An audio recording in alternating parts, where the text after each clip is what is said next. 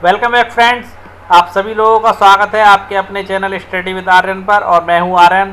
जैसा कि दोस्तों आप सभी लोगों को पता है हम यहां पर एनसीईआरटी हिस्ट्री क्लास 7 के इम्पोर्टेंट क्वेश्चन या एमसीक्यूज़ करवा रहे हैं।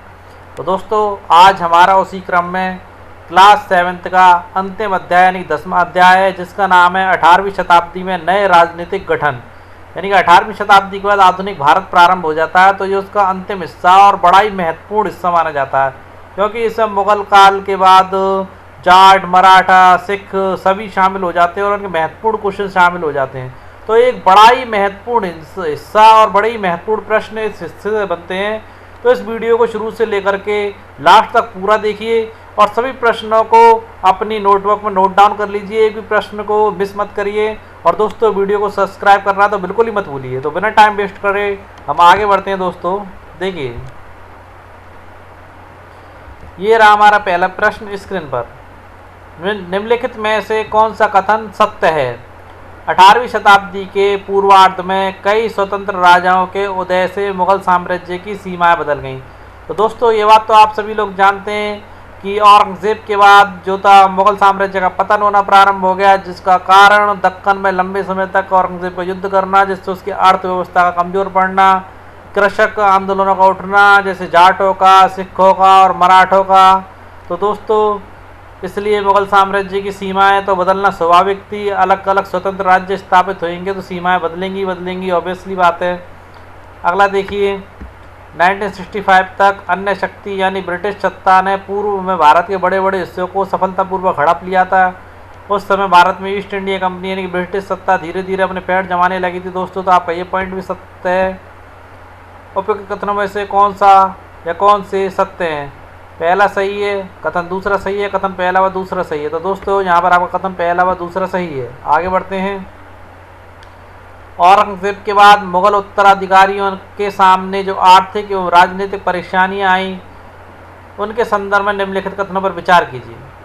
देखिए दोस्तों, औरंगजेब ने दक्कन में 1679 में लंबी लड़ाई करते हुए साम्राज्य के सैन्य और वित्तीय संसाधनों को बहुत अधिक खर्च कर दिया था। ये बात हम आपको बता चुके हैं, फैक्ट की बात है, समय आपको पता पड़ गया 1679 में। अब देखिए, प्रशासनिक कार्य कुशलता में कमी। जब व्यक्ति दूसरे क्षेत्र में लगातार युद्ध पर ध्यान देगा तो प्रशासनिक कार्य कुशलता में कमी आएगी। दोस्तों क्या होता था, देखिए, परिणाम स्वरूप मनसबदारों के शक्तिशाली वर्गों को बस में करना केंद्रीय सत्ता के लिए कठिन हो गया। जो मनसबदार शक्तिशाली थे उन्हें बस में करना केंद्रीय सत्ता के लिए यानी कि मुगल साम्राज्य मुगल शासकों के लिए कठिन हो गया, क्योंकि दोस्तों पहले इन्हें मनसब मिल जाया करती थी। अब जब इनका ध्यान युद्ध की तरफ था तो मनसब कैसे मिलेगी? क्योंकि मनसब का आधार होता था टैक्स, और टैक्स जो मिलता था कृषकों से मिलता था। कृषकों से टैक्स ही नहीं ले पाते थे और मनसबदारों को, जैसे 7000 मनसब के कुछ मनसबदार थे, तो कृषकों से मात्र 5000 आता था और उन्हें देना 7000 पड़ता था। तो अर्थव्यवस्था यानी फेल हो चुकी थी। किसान पूर्ण रूप से सहयोग नहीं कर रहे थे या टैक्स नहीं दे रहे थे।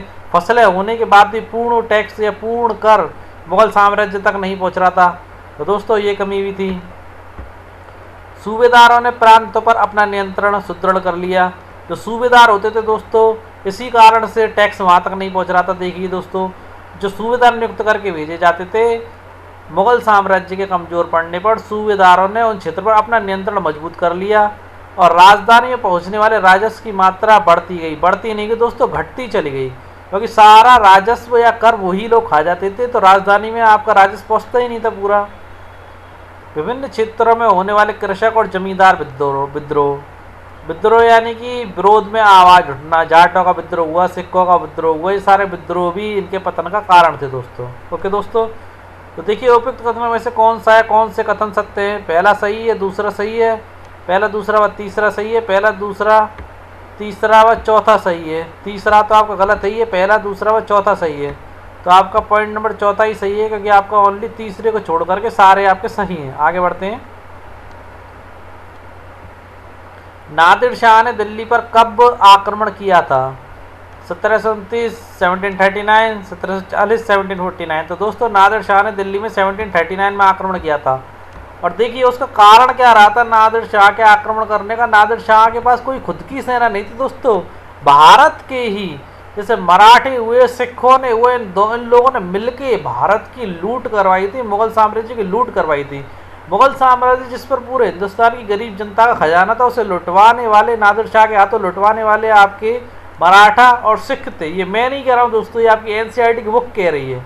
एनसीईआरटी क्लास 7 की बुक कह रही है, उसमें साफ तौर से लिखा गया है कि नादिर शाह के पास अपनी खुद की सेना नहीं थी। उसने 30,000 सैनिक, जिसमें से आपके उसने मराठों से सैनिक लिए थे 20,000, 15,000 सिखों से लिए थे, तब मिलकर के दिल्ली की लूट की थी उसने। और काफ़ी सारा सामान लूट करके लेके गया था, जो हम आपको अगले पेज पर बताएंगे।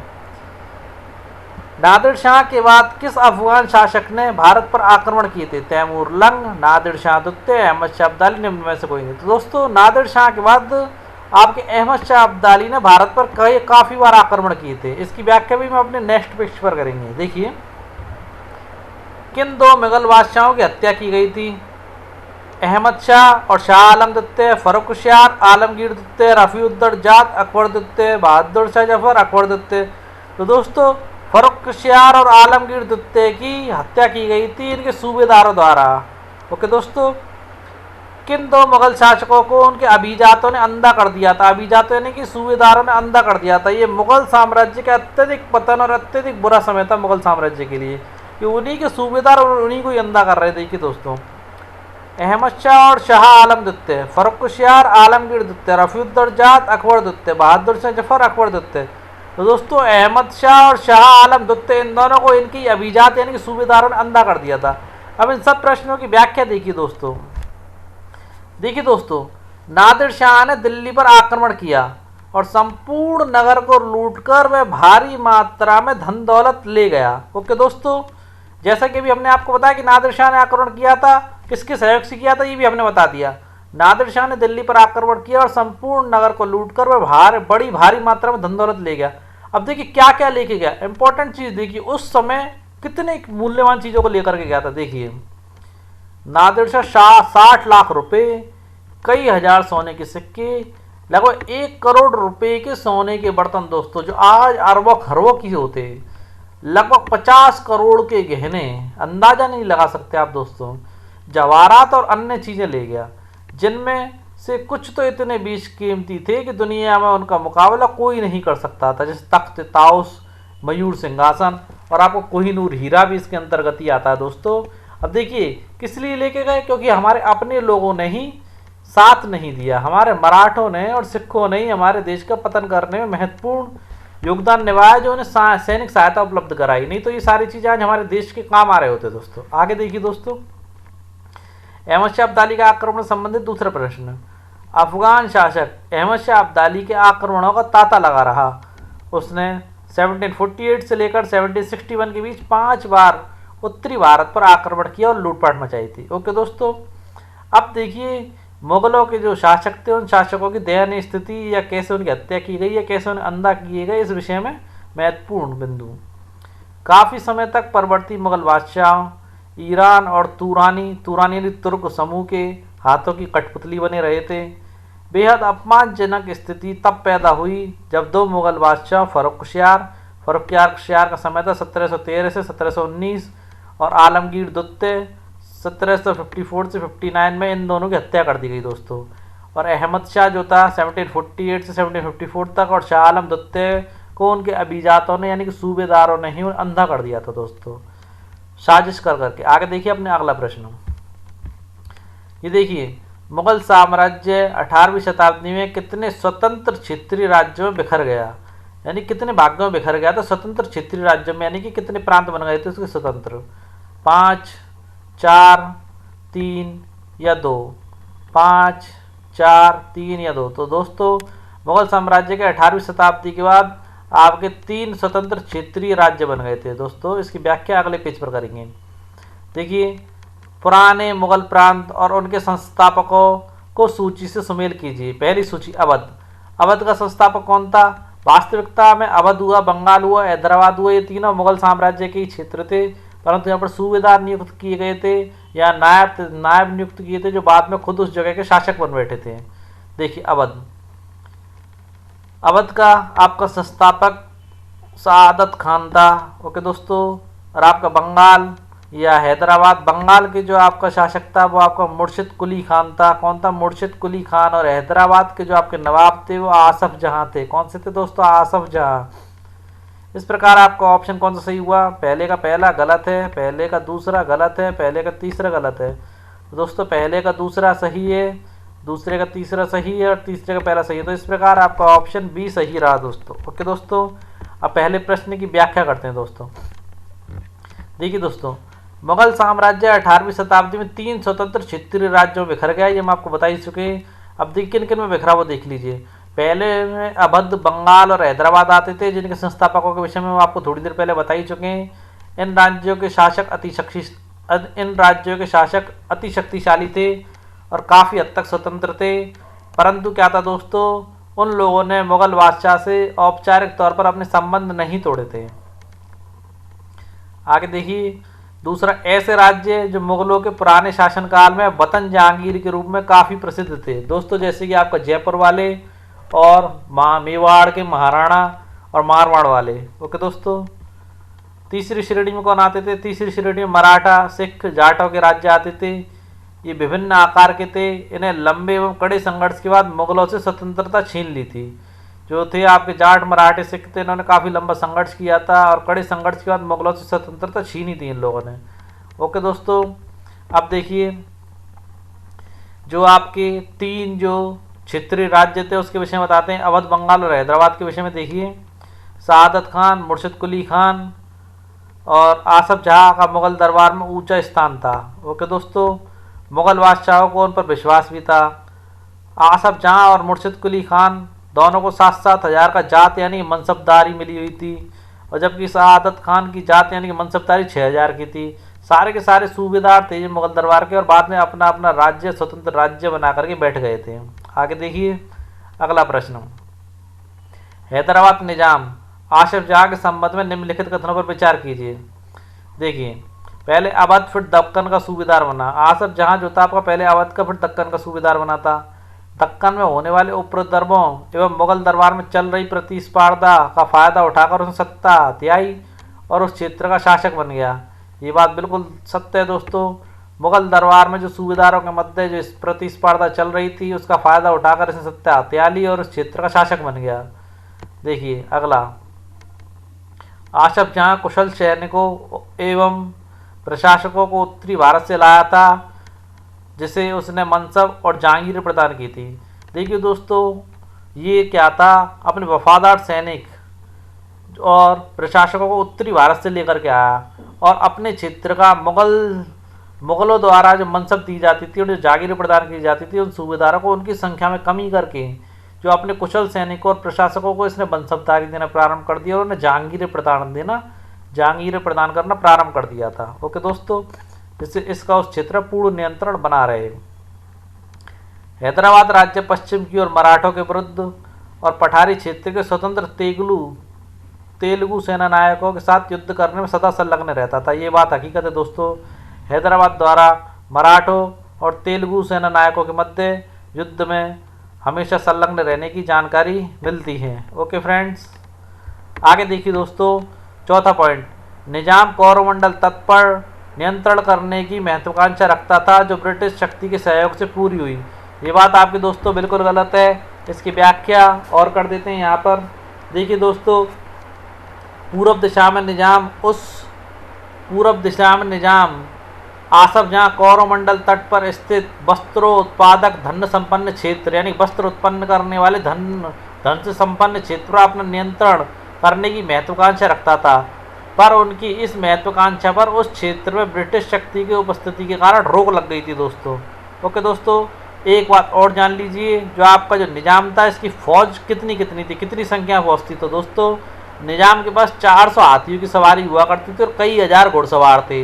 ये जो डाटा मैंने बताया वो 1790 के अकॉर्डिंग बताया है, और इनका जो सांकेतिक वेतन होता था वो 100 रुपये से ज़्यादा होता था दोस्तों। ओके दोस्तों, अब देखिए उपयुक्त कथनों में से कौन सा कथन असत्य है, पहला, दूसरा, तीसरा या चौथा। तो दोस्तों आपको चौथा कथन असत्य है।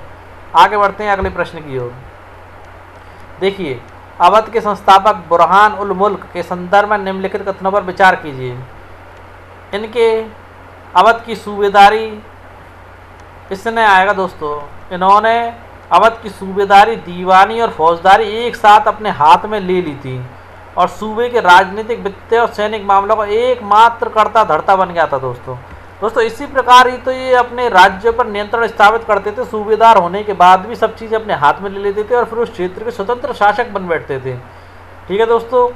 और कर वसूली के लिए इजराय व्यवस्था प्रारंभ की गई।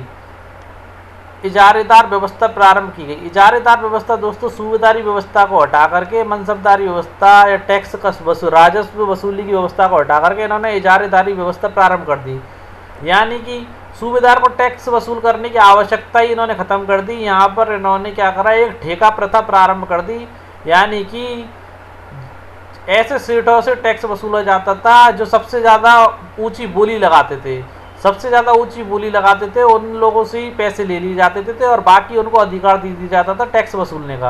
यानी एक तरीके से ठेका प्रारंभ कर दिया गया कि सबसे ज़्यादा हमें टैक्स कौन दे रहा है उससे टैक्स ले लो और उन्हें अधिकार दे दो, वो अपने आप टैक्स वसूल करते रहें। ये इजारेदार व्यवस्था कहलाती थी दोस्तों। तो यहाँ देखिए उपयुक्त कथनों में से कौन सा सत्य है। तो दोस्तों यहाँ तो आपके दोनों ही सत्य हैं, पहला कथन और दोनों कथन सत्य है। अब देखिए राज्य और साहूकारों के बीच हैदराबाद तथा अवध में जो घनिष्ठ संबंध थे वे किस शासक के समय अधिक स्पष्ट दिखाई दिए? बुरहान उल मुल्क के समय, मुर्शिद कुली खान के समय, अलीवर्दी खान के समय, निम्न में से कोई नहीं। तो दोस्तों आपको बता देते हैं राज्य और साहूकारों के बीच हैदराबाद तथा अवध में जो घनिष्ठ संबंध थे वे अलीवर्दी खान के समय स्पष्ट रूप से दिखाई दिए। राज्य और साहूकारों से डायरेक्ट टैक्स वसूलने की प्रथा प्रारंभ हो गई थी दोस्तों, ठेके के माध्यम से। और इस व्यवस्था को ही इजारेदार व्यवस्था कहा गया था, ये हम आपको बता ही चुके हैं। अब देखिए दोस्तों 1740 से 1756 जो अलीवर्दी खान का समय था, उनके शासनकाल में जगत सेठ एक साहूकार था, उसका घराना काफ़ी समृद्धशाली हो गया था क्योंकि वो ठेके ले लिया करता था टैक्स देने के और बाकी लोगों से टैक्स वसूल किया करता था। ओके दोस्तों। और देखिए इजारेदार व्यवस्था के विषय में एक चीज़ और बता देते हैं। इसमें क्या होता था, राज्य जो होता था महाजनपद वणिक जनों के बीच संबंध उभरने लगे थे। इस समय राज्य के महाजन और वणिक जनों के यानी कि बनियों यानी व्यापारियों के बीच संबंध उभरने लगे थे। साहूकार महाजन लोग लगान वसूल करने वाले इजरायेदारों को पैसा उधार देने लगे थे। दोस्तों कितनी इंपॉर्टेंट बात है, साहूकार जो लोग थे या महाजन जो लोग थे लगान वसूल करने वाले इजरायेदारों को पैसा उधार देने लगे और बदले में प्रतिभूति जमानत या बंधक के रूप में जमीन रख लिया करते थे, जिसे आजकल हम गिरवी रखना कहते हैं। और उनकी जोतों से यानी कि उनकी ज़मीन से अपने लोगों द्वारा फसल की उपजाई करवाते थे और टैक्स वसूल किया करते थे। तो दोस्तों इस प्रकार उस समय धनाढ़ साहूकारों और महाजनों की इस नई राजनीतिक व्यवस्था में साझेदारी काफ़ी बढ़ गई थी। इससे पहले मुगल साम्राज्य जो था वो इजारेदार व्यवस्था का सख्त विरोधी था दोस्तों। आगे देखते हैं दोस्तों, ये देखिए मुगल साम्राज्य के विघटन के बाद स्थापित स्वतंत्र राज्यों जैसे अवध, बंगाल, हैदराबाद ने राजस्व कर वसूलने की कौन सी व्यवस्था अपनाई? ये हम बता ही चुके दोस्तों, इजारेदारी व्यवस्था अपनाई, जहाँ पर क्या होता था धनाढ़ या धनी लोगों को ठेका दे करके टैक्स वसूल करवाया जाता था। ओके दोस्तों। किस राजपूत शासक ने मुगलों का अधिराजत्व स्वीकार नहीं किया था? तो दोस्तों किस राजपूत शासक की पूछ रहा है, तो आप सभी लोग जानते हैं एकमात्र ऐसे शासक थे जिनका नाम इतिहास में अमर है, महाराणा प्रताप।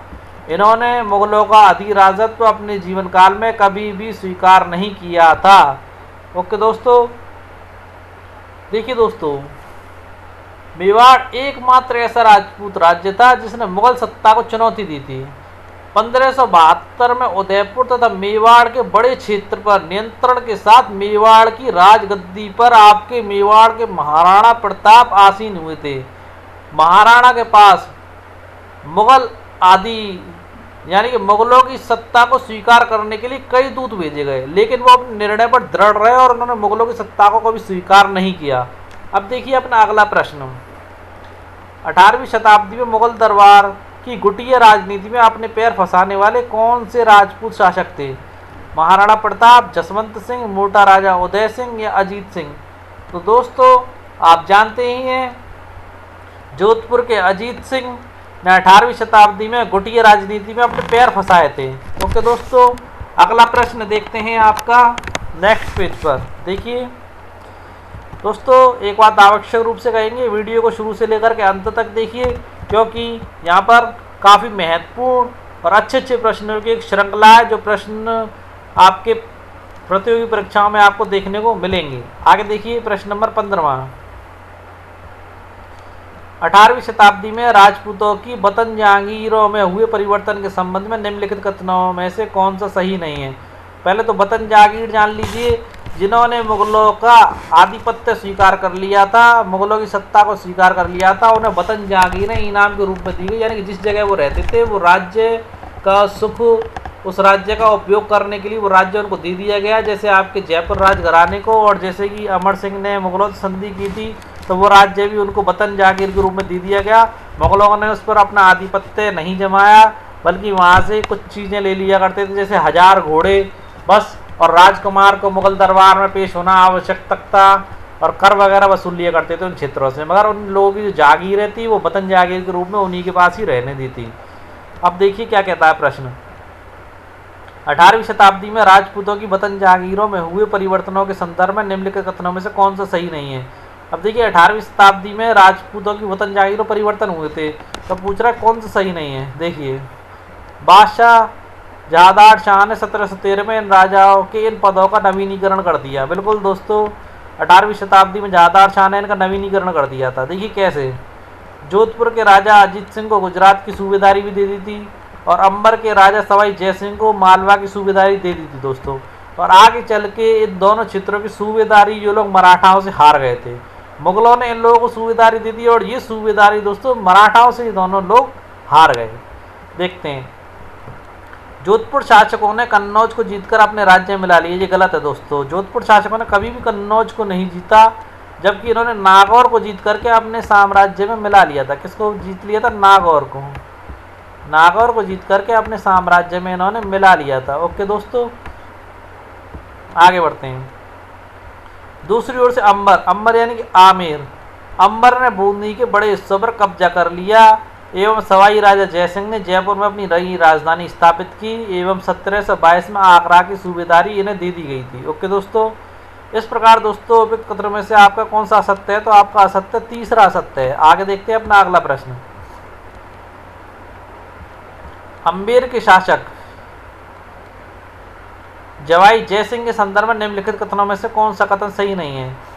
इन्होंने दिल्ली, जयपुर, उज्जैन, मथुरा और वाराणसी 5 खगोलीय वेधशालाओं का निर्माण करवाया। बिल्कुल सत्य बात है दोस्तों, जब जैसे कि जयपुर में जंतर मंतर वेधशाला आज भी स्थित है। ये 12 वर्ष के लिए आगरा एवं 5 या 6 वर्ष के लिए मालवा के सूबेदार रहे। बिल्कुल, इनके पास विशाल सेना, तोपखाना और भारी मात्रा में धन संपदा थी। इनका प्रभाव दिल्ली से लेकर कन्याकुमारी तक था। तो दोस्तों इनका प्रभाव दिल्ली से लेकर के कन्याकुमारी तक नहीं था, दिल्ली से लेकर के नर्मदा नदी तक फैला हुआ था। कहाँ तक फैला हुआ था? आपके सवाई जयसिंह का आपका दिल्ली से लेकर के नर्मदा नदी तक फैला हुआ था। नर्मदा नदी तक इनका साम्राज्य या प्रभाव फैला हुआ था। देखिए, खालसा पंथ की स्थापना किसके द्वारा की गई थी? गुरु नानक जी, गुरु अंगद जी, गुरु तेग बहादुर जी, गुरु गोविंद सिंह जी। तो दोस्तों खालसा पंथ की स्थापना गुरु गोविंद सिंह जी द्वारा की गई थी, जैसे कि आपको अपने पिछले अध्याय में भी हम बता चुके हैं। आगे बढ़ते हैं। देखिए, कई राजपूत सरदारों ने पहाड़ियों की चोटियों पर किले बनाए जो सत्ता के केंद्र बने। व्यापक किलेबंदी के साथ इन भव्य संरचनाओं में नगर, महल, मंदिर, व्यापारिक केंद्र, जल संग्रहण संरचना एवं अन्य इमारतें होती थी। चित्तौड़गढ़ किले में आपके तालाब भी हैं, कुएं भी हैं, बावली भी हैं, जल निकाय सुविधा भी है। सारी सुविधाएं आपको चित्तौड़गढ़ किले में देखने को मिलेंगी दोस्तों। ये देखिए जयपुर का जंतर मंतर है दोस्तों ये, और ये मेहरानगढ़ जोधपुर का दुर्ग है दोस्तों, मेहरानगढ़ जोधपुर का किला। आगे बढ़ते हैं। खालसा द्वारा लड़े गए युद्धों के संबंध में निम्नलिखित में से कौन सा कथन सही नहीं है। गुरु गोविंद सिंह ने 1699 में खालसा पंथ की स्थापना से पूर्व और पश्चात राजपूत व मुगल शासकों के खिलाफ कई लड़ाइयाँ लड़ी। बिल्कुल दोस्तों, राजपूत मुगलों के सहयोगी थे, इसलिए उन्होंने मुगलों एवं राजपूतों के खिलाफ कई लड़ाइयाँ लड़ी थीं। 1715 में गुरु गोविंद सिंह की मृत्यु के बाद बंदा बहादुर के नेतृत्व में खालसा ने मुगल सत्ता के खिलाफ विद्रोह किया। दोस्तों ये बात बिल्कुल गलत है कि गुरु गोविंद सिंह की मृत्यु 1715 में हुई हो, क्योंकि गुरु गोविंद सिंह की मृत्यु आपकी 1708 में हुई थी। कब हुई थी? 1708 में। परंतु ये बात सत्य है कि बंदा बहादुर के नेतृत्व में खालसा ने मुगल सत्ता के विरुद्ध विद्रोह किया था। ओके दोस्तों, सतलुज और यमुना नदियों के बीच के क्षेत्र में उन्होंने अपने प्रशासन की स्थापना 1715 में बंदा बहादुर को बंदी बना लिया और 1716 में उसे मार दिया गया। ये सारी चीज़ें दोस्तों सत्य है। सतलुज और यमुना नदियों के बीच इन्होंने अपने प्रशासन की स्थापना की थी दोस्तों, और 1715 में बंदा बहादुर को बंदी बना लिया और 1716 में उसे मार दिया गया। गुरु नानक और गुरु गोविंद सिंह के नामों वाले सिक्के गढ़कर अपने शासन को सार्वभौम बताया गया। ये शब्द दिया गया कि राज करेगा खालसा। लोगों के मन में विचारधारा उत्पन्न करने का प्रयास किया कि खालसा राज करेगा, और अपने शासन को सार्वभौम बताने का प्रयास किया गया गुरु नानक और गुरु गोविंद सिंह के नाम के सिक्कों को गढ़ करके। ओके दोस्तों, यानी गलत कथन, आपका दूसरे नंबर का कथन गलत है। ठीक है फ्रेंड्स, अब देखते हैं दल खालसा किसे कहा जाता है। योग्य नेताओं के नेतृत्व में सिखों ने अपने आप को पहले जत्थों में और बाद में मिसलों में संगठित किया। यानी कि लोगों का एक छोटा समूह जत्था कहलाता था और कई जत्थों का समूह क्या कहलाता था, मिसल कहलाता था दोस्तों। अब देखिए, जत्थों एवं मिसलों की संयुक्त सेनाओं को दल खालसा कहा जाता था। क्या कहा जाता था? जत्थों एवं मिसलों की संयुक्त सेनाओं को दल खालसा कहा जाता था। समझ ही गए होंगे आप। आगे बढ़ते हैं अगले प्रश्न की ओर। निम्नलिखित में से राखी व्यवस्था का संबंध किससे? मराठा, राजपूत, सिख, मुगलों से। तो दोस्तों, राखी व्यवस्था का संबंध आपका सिखों से है। किससे दोस्तों? सिखों से। इसके विषय में अगले पेज पर हम व्याख्या करेंगे, थोड़ी जानकारी देंगे इंपॉर्टेंट। अगला प्रश्न, विभिन्न सिख समूहों में एकता स्थापित करने। देखिए, लंबे समय तक आते आते सिखों में एकता नहीं रह गई थी, तो उस एकता को स्थापित करने का काम एवं लाहौर को अपनी राजधानी बनाने का काम किसने किया था? महाराजा रणजीत सिंह ने, शिवाजी महाराज ने, अजीत सिंह ने, निम्न में से कोई नहीं। तो दोस्तों, एकता स्थापित करने का काम आपके महाराजा रणजीत सिंह जी ने किया था। प्रश्न नंबर 22, दक्कन में किसके नेतृत्व में एक शक्तिशाली राज्य का उदय हुआ? महाराजा रणजीत सिंह, शिवाजी महाराज, अजीत सिंह, निम्न में से कोई नहीं। तो दोस्तों, दक्कन में शिवाजी महाराज के नेतृत्व में एक शक्तिशाली राज्य का उदय हुआ था। शिवाजी का जन्म कब हुआ था? 1630, 1650, 1750 और 1850। तो दोस्तों, 1630 में शिवाजी का जन्म हुआ था। इन सारे प्रश्नों से संबंधित महत्वपूर्ण पॉइंट आपको हम बताने वाले। देखिए दोस्तों, देखिए, राखी व्यवस्था के अंतर्गत किसानों से उनकी उपज का 20% हिस्सा कर के रूप में लेकर बदले में उन्हें संरक्षण प्रदान किया जाता था। क्या किया जाता था दोस्तों? उनकी उपज का 20% हिस्सा ले लिया जाता था और उस हिस्से को कर के रूप में लिया जाता था, मगर बदले में उन्हें संरक्षण प्रदान किया जाता था। ओके दोस्तों, देखिए, अब दक्कन में शिवाजी का जो साम्राज्य स्थापित हुआ था उससे संबंधित महत्वपूर्ण जानकारी देखिए। 17वीं सदी के अंत तक दक्कन में शिवाजी के नेतृत्व में एक शक्तिशाली राज्य के उदय की शुरुआत हुई, जिससे अंततः एक मराठा राज्य के उदय की शुरुआत हुई थी दोस्तों। अब देखिए, शिवाजी के जन्म से संबंधित महत्वपूर्ण जानकारी।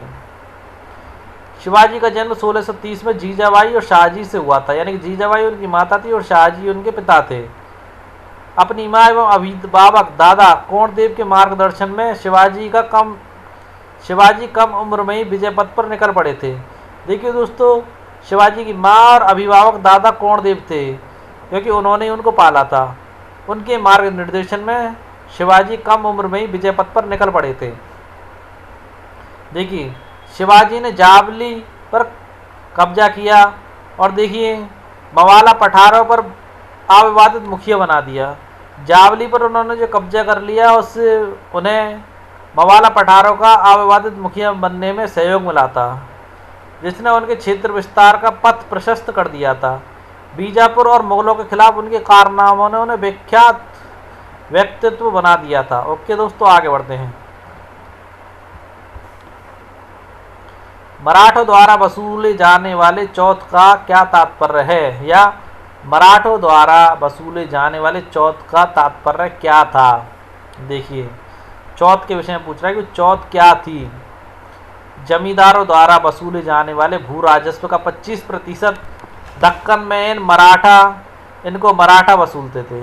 देखिए दोस्तों, क्षेत्र कौन सा? दक्कन। वसूलने वाले कौन? मराठा। था क्या? जमींदारों से वसूले जाने वाले भू राजस्व यानी कर का 25%। जमींदारों से टैक्स के रूप में जो 25% वसूला जाता था उसे दक्कन में मराठा वसूलते थे, वो चौथ कहलाती थी। दोबारा समझ लीजिए, जमींदारों यानी कृषकों से कर के रूप में जो 25% भूभाग वसूला जाता था उसे दक्कन के क्षेत्र में मराठा लोग वसूल करने लगे, वो चौथ कहलाती थी। ओके दोस्तों, दक्कन में मुख्य राजस्व संग्रहकर्ता को दिए जाने वाले भू राजस्व का 9 या 10% हिस्सा। तो दोस्तों चौथ तो मैंने आपको बता दिया, बाकी सारे ऑप्शन यहाँ पर गलत है। मगर जो दूसरा ऑप्शन यहाँ पर दिया गया, दक्कन में मुख्य राजस्व संग्रहकर्ता, यानी कि जो दक्कनी क्षेत्र में जो राजस्व यानी कर का टैक्स का संग्रहकर्ता जो होता था उसको जो भू राजस्व का 9 या 10% हिस्सा दिया जाता था, उसे सरदेशमुखी कहते थे। क्या कहते थे? सरदेशमुखी। सरदेशमुखी कहते थे। ओके दोस्तों, अब देखिए अगला प्रश्न। मराठों के साम्राज्य विस्तार के संबंध में निम्नलिखित में से कौन सा कथन गलत है? देखिए, 1720 में मालवा और गुजरात मुगलों से छीनने के पश्चात, देखिए दोस्तों, मालवा और गुजरात आपके जयपुर और आपके जोधपुर वालों को दे दिए गए थे, मगर उनसे इनकी जिम्मेदारी नहीं संभली। आगे चल के मराठों ने इन क्षेत्रों को 1720 में उनसे छीन लिया। तो देखिए दोस्तों, छीनने के पश्चात 1730 में मराठा नरेश को दक्कन में अधिपति के रूप में मान्यता मिल गई। अधिपति या वहाँ के शासक के रूप में मान्यता मिल गई दोस्तों। वह चौथ व सरदेशमुखी वसूलने का अधिकार भी मिल गया। अब चौथ और सरदेशमुखी क्या होता है ये मैंने आपको ऊपर बता ही दिया है दोस्तों। पॉइंट नंबर दूसरा, 1737 में दिल्ली में धावा बोलने के बाद इनकी सीमाएं उत्तर में राजस्थान या पंजाब, पूर्व में बंगाल और उड़ीसा, दक्षिण में कर्नाटक और तमिल एवं तेलुगु प्रदेशों तक फैल गई थी। बिल्कुल सत्य बात है दोस्तों। मराठों के लगातार सैन्य अभियानों के कारण मराठों को 1761 में पानीपत की तीसरी लड़ाई में अन्य शासकों से काफ़ी सहायता मिली। ये बात दोस्तों गलत है। भाई, मराठों के लगातार सैनिक अभियानों से जो शासक थे वो परेशान हो गए थे, इसलिए पानीपत की तीसरी लड़ाई में शासकों ने इनकी कोई सहायता नहीं करी थी। ओके फ्रेंड्स, आगे बढ़ते हैं। मराठों के संदर्भ में नीचे दिए गए कथनों पर विचार कीजिए। शिवाजी ने एक स्थायी राज्य की स्थापना शक्तिशाली योद्धा परिवार देशमुखों की सहायता से की। किसकी सहायता से की थी दोस्तों? देशमुखों की सहायता से की थी। अत्यंत गतिशील कृषक पशुचारक यानी कुणबी मराठों की सेना के मुख्य आधार बन गए। तो दोस्तों यहाँ पर आपके दोनों ही बात सत्य है। ये भी मुख्य सेना के मुख्य आधार बन गए। तो दोस्तों यानी कि आपका पहला कथन गलत है। देशमुखों की सहायता से नहीं की थी उन्होंने, जो कुणबी जो थे मुख्य मराठी सेना के मुख्य आधार बन गए थे। यानी कि यहाँ पर आपका कथन दूसरा ही सत्य है, पहला कथन आपका असत्य है। ओके दोस्तों, आगे देखते हैं। शिवाजी की मृत्यु के उपरांत उनके उत्तराधिकारियों के शासनकाल में पेशवा कौन थे? बड़ा ही महत्वपूर्ण प्रश्न है दोस्तों, और यहाँ पर एक इम्पोर्टेंट फैक्ट पर आपकी गौर करवाएंगे, देखना आप। शिवाजी की मृत्यु के उपरांत उनके उत्तराधिकारियों के शासनकाल में पेशवा कौन थे? प्रधानमंत्री, सेनापति, प्रधान सेना नायक, सूबेदार। तो दोस्तों पेशवा प्रधानमंत्री हुआ करते थे। अब देखिए दोस्तों, अब देखिए पेशवा कौन हुआ करते थे? प्रधानमंत्री। इन पेशवाओं के विषय में एक महत्वपूर्ण जानकारी देता हूँ दोस्तों। पेशवा कौन थे? ये शिवाजी की मृत्यु के पश्चात मराठा राज्य में प्रभावी शक्ति जो थी चित्पावन ब्राह्मणों के एक परिवार के हाथ में थी। किसके हाथ में थी दोस्तों?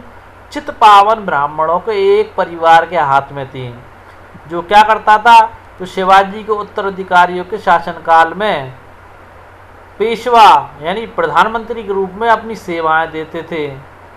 पुणे मराठा राज्य इनकी राजधानी बन गया था दोस्तों। तो लोग पेशवा लोग कौन थे दोस्तों? ब्राह्मण थे। कौन सी जाति के थे? चित्पावन ब्राह्मण जाति के थे। तो दोस्तों इतिहास में पेशवा बाजीराव और मस्तानी का विवाद दिखाया गया। तो पेशवा बाजीराव जो थे वो बाई कास्ट आपके चित्पावन जाति के ब्राह्मण थे, और मस्तानी आपकी मुस्लिम थी।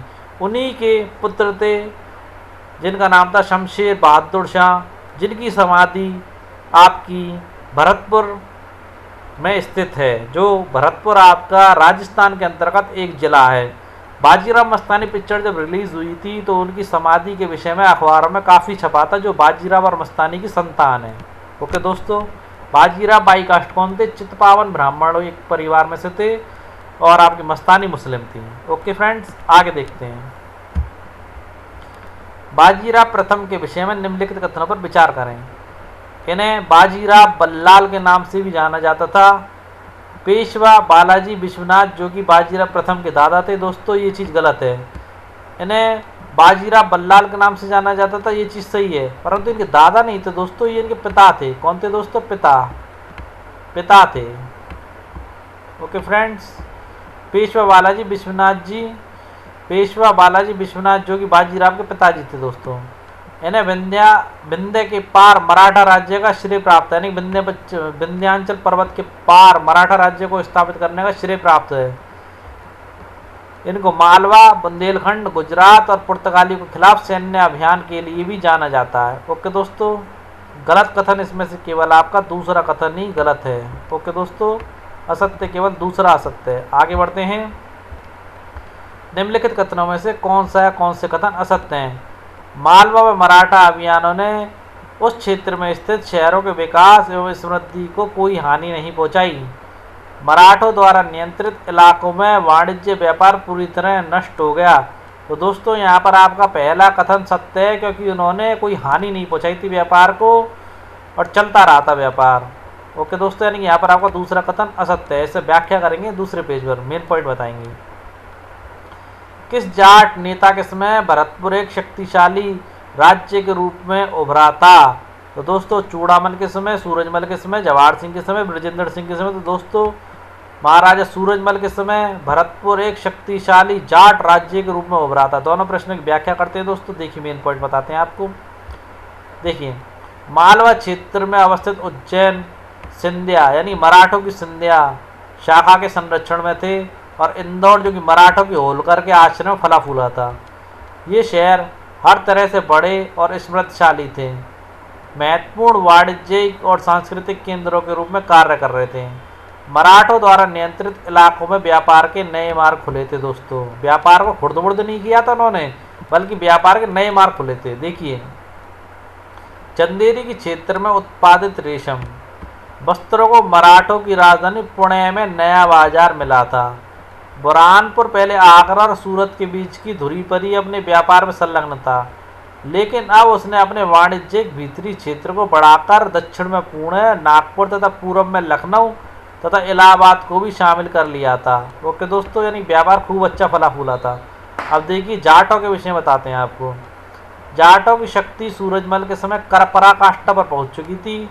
इन्होंने 1756 से 1763 के दौरान भरतपुर जाट राज्य को संगठित किया था। इन्होंने सूरजमल के राजनीतिक नियंत्रण में जो क्षेत्र शामिल थे उनमें आधुनिक पूर्वी राजस्थान, दक्षिणी हरियाणा, पश्चिमी उत्तर प्रदेश और दिल्ली शामिल थे दोस्तों।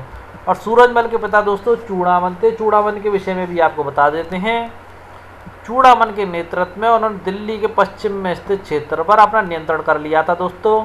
और 1680 के दशक तक आते आते उनका प्रभुत्व दिल्ली और आगरा के दो शाही शहरों के बीच के क्षेत्र पर होना शुरू हो गया था।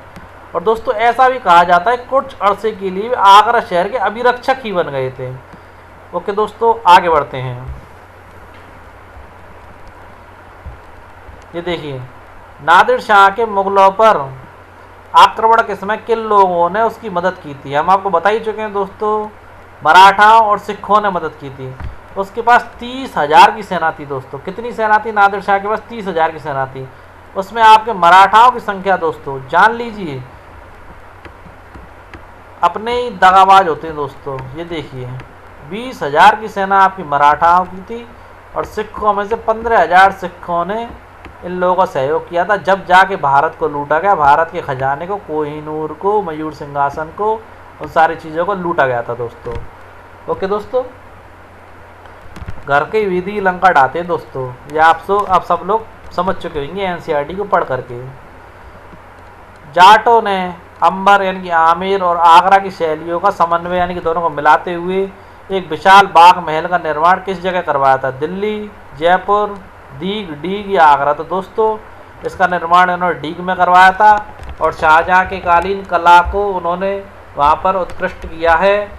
देखिए जिसका चित्र हमने लगाया है, आप देख सकते हैं, ये देखिए 18वीं शताब्दी का दीग, यानी कि वर्तमान में इसे डीग कहा जाता है। डीग का राजमहल समूह देखिए, यहाँ आजकल ये रंग बिरंगे फव्वारों के लिए प्रसिद्ध है। यहाँ पर मेला लगता है। इसकी छत देखिए दोस्तों, इस छत के विषय में कहा गया है बांग्ला गुंबद है। ये छत किस गुंबद का बना हुआ? बांग्ला गुंबद है, जिसकी जानकारी मैं आपको पिछले अध्याय में दे चुके हैं। आगे देखिए अपना अगला प्रश्न, देखिए अन्यंत्र आ जाता है आपका।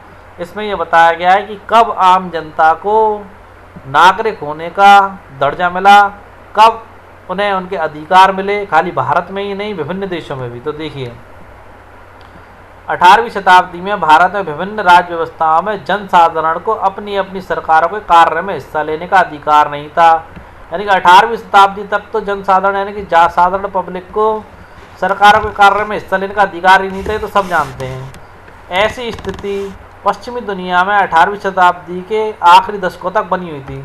सेम ऐसी स्थिति पश्चिमी दुनिया यानी कि आपके पश्चिमी साइड में ही बनी हुई थी, आखिरी दशकों तक भी बनी हुई थी 18वीं शताब्दी के। देखिए अमेरिका 1776 से 1781 और फ्रांसीसी क्रांतियों ने इस स्थिति को और साथ साथ अभिजात वर्ग के यानी कि सूबेदार वर्ग के सामाजिक व राजनीतिक प्राधिकारियों को चुनौती दी थी। ओके दोस्तों, किसने दी थी? अमेरिकी और फ्रांसीसी क्रांतियों ने सूबेदारियों के सामाजिक और राजनीतिक प्राधिकारों को चुनौती दी थी, अमेरिकी और फ्रांसीसी क्रांतियों ने। समझ गए दोस्तों? तो फ्रांसीसी क्रांति के दौरान मध्य वर्ग, किसान और शिल्पकारों ने पादरीगण और अभिजात के विशेष अधिकारों के खिलाफ लड़ाई लड़ी। किसके खिलाफ लड़ाई लड़ी? पादरीगण और अभिजात यानी कि सूबेदारों के विशेष अधिकार जो उन्हें दिए गए थे, उसके खिलाफ उन्होंने लड़ाई लड़ी, क्योंकि उनका मानना था समाज में किसी भी समूह के जन्म सिद्ध प्राधिकार नहीं होने चाहिए। यानी जन्म के आधार पर समाज का विभाजन गलत है, और जन्म के आधार पर हर एक किसी को राइट कैसे मिल सकते हैं, और जन्म के आधार पर कोई राजा और कोई गरीब कैसे हो सकता है, कोई राजा और कोई रंग कैसे हो सकता है। तो मेहनत और परिश्रम के अकॉर्डिंग होना चाहिए, बल्कि लोगों की सामाजिक स्थिति योग्यता पर निर्भर करनी चाहिए। तो दोस्तों ऐसे ही जो चीज़ें थी वो आपकी भारत में भी आते आते 19वीं शताब्दी, देखिए नागरिकता, राष्ट्रीय राज्य और लोकतांत्रिक अधिकारों के विचार ने भारत में 19वीं शताब्दी के अंतिम दशकों में जड़ें पकड़ी थीं। 18वीं शताब्दी में कुछ नहीं था। ये सारी चीज़ें नागरिकता या राष्ट्रीय राज्य और लोकतांत्रिक अधिकार, ये सारे विचार आपके भारत में 19वीं शताब्दी में आए थे, और यही इसकी इम्पोर्टेंट बात है दोस्तों। अच्छे तरीके से समझ लीजिए और नोट डाउन कर लीजिए।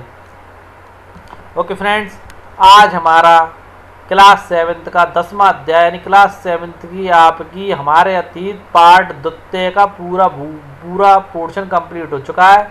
आपको वीडियो कैसी लगी अब तक की वो हमें कमेंट्स में ज़रूर बताएं। ज़्यादा से ज़्यादा शेयर करें, ज़्यादा से ज़्यादा लोगों को जोड़ें, और दोस्तों शेयर करना तो बिल्कुल भी ना भूलें। जय हिंद दोस्तों, कल फिर मिलेंगे आपको एक नए अध्याय के साथ, दूसरी क्लास के साथ, दूसरी क्लास के चैप्टर्स के साथ। जब तक के लिए बने रहें हमारे चैनल पर। जय हिंद दोस्तों।